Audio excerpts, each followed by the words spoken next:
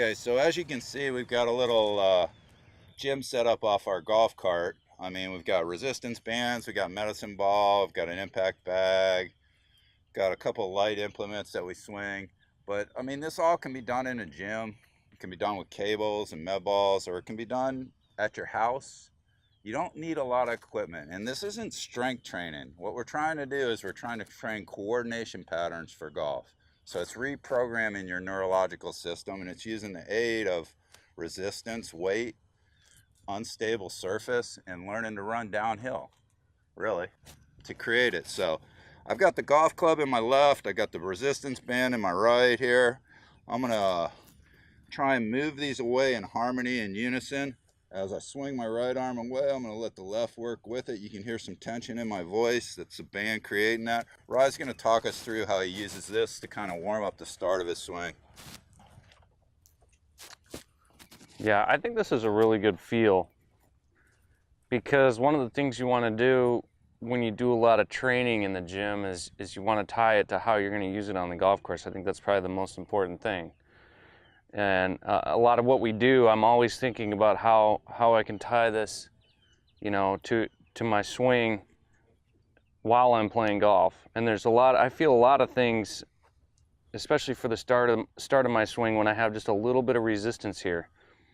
The club goes back in a one piece like this, but I really feel the stretch in my lower abs at this point. So from here, right off of the ball, to about here, I just want to get that initial stretch before I go into, you know, loading my lower body and completing my backswing. So that's really what this is for.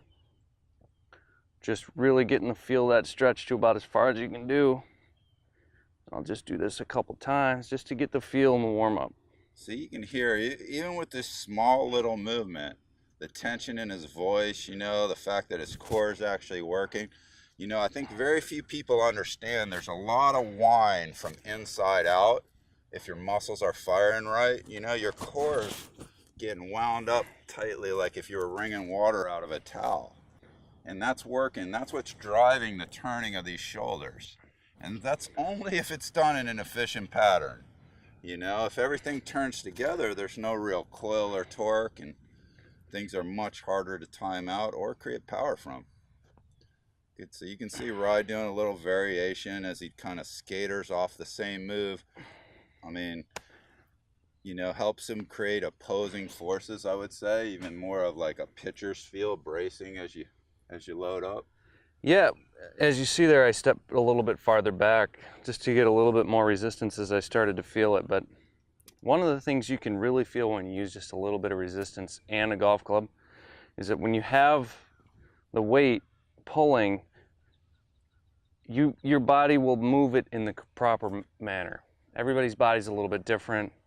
I know there's a lot of theories about the swinging the club, but what I notice is that my takeaway is really pretty darn good if there's just a little bit of weight there.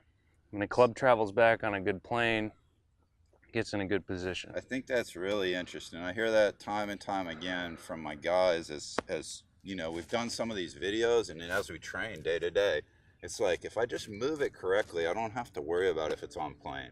It just goes back on plane.